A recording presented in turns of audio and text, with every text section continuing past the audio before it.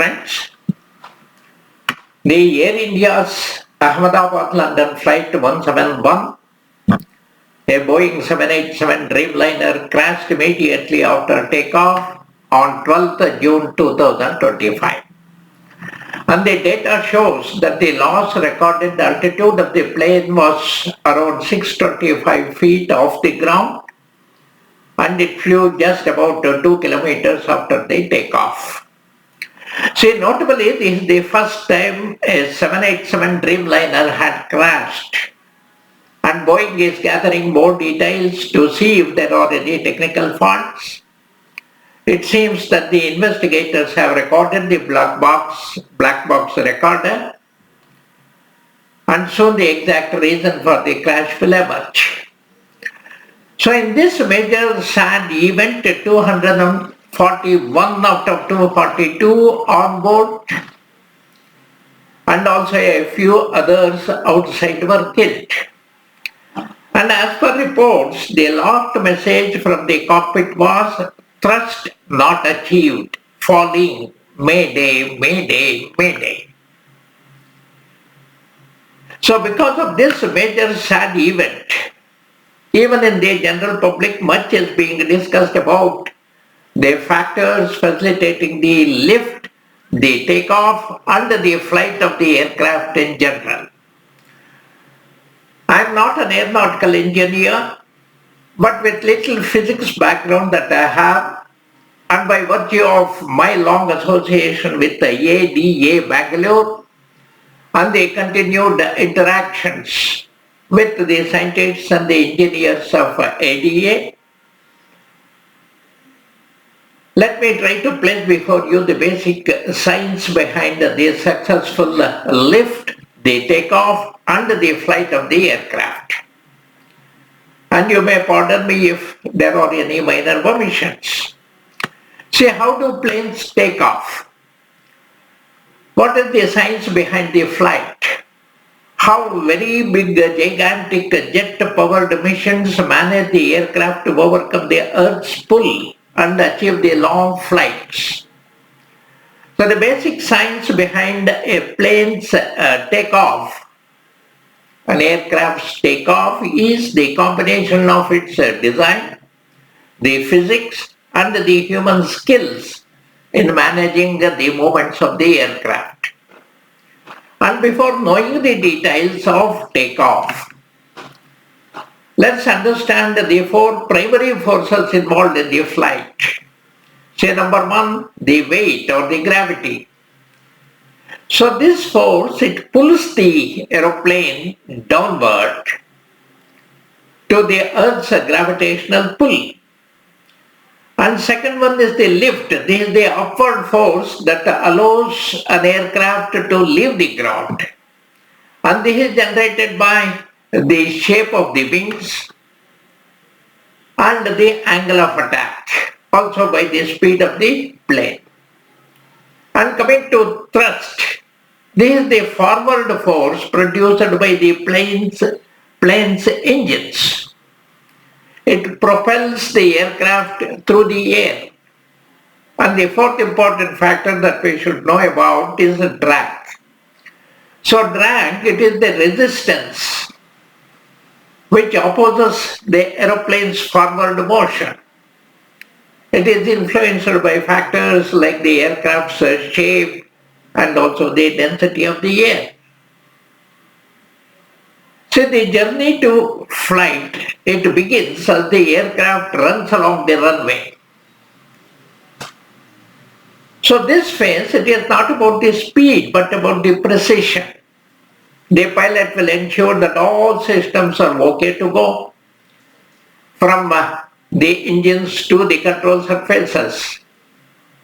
And they will then communicate with the air traffic control and get the final clearance for takeoff.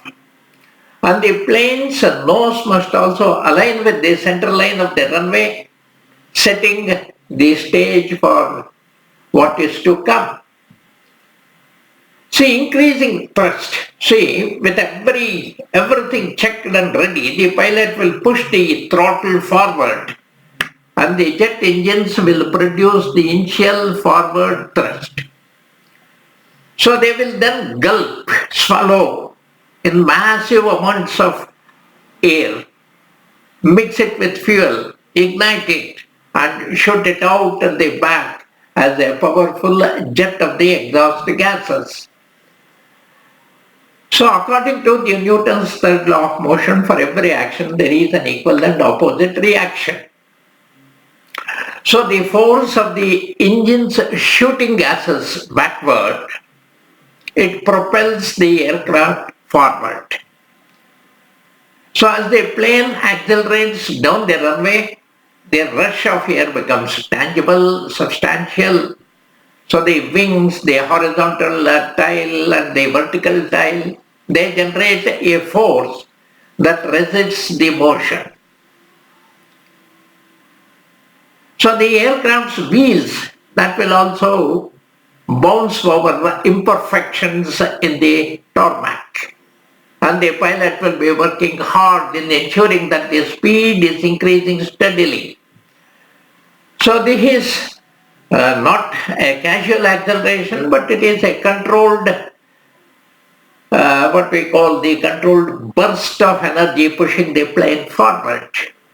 And coming to the wings and the lift, now the wings begin to play their role. They are the master sculptors of the air. They are carefully designed with a shape known as an airfoil. The top of the wing is curved, while the bottom is flatter. So as the aircraft gains the speed, the air flows over and under the wings both. So this is where the principles of the Bernoulli's equation come into play.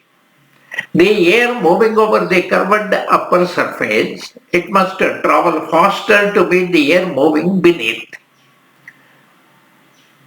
So faster moving air, it moves, it creates a lower pressure. So the pressure above the wing, it is lower than the pressure below, and therefore the lift is generated. And as the plane reaches a critical speed known as the rotation speed, the pilot, he gently pulls back the control column, the yoke, and this changes the angle of attack. The angle between the wings chord line, what we call, and the oncoming air. So this is the angle. This is what we call as the angle of attack. So with a higher angle of attack, the air hits the wings more directly, generating even more lift. So this is the important moment of the takeoff.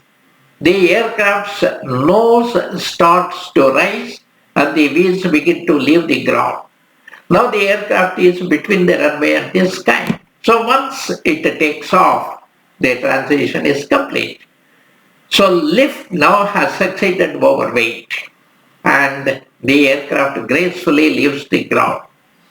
So the wheels, they retract into the fuselage. So once it goes back into the fuselage, it reduces the drag and allows for the smoother airflow. So as the aircraft gains altitude, the pilot continues to adjust the angle of attack and he manages the movement, manages the climb, thereby flying in the endless skies becomes easy. Thank you very much, friends.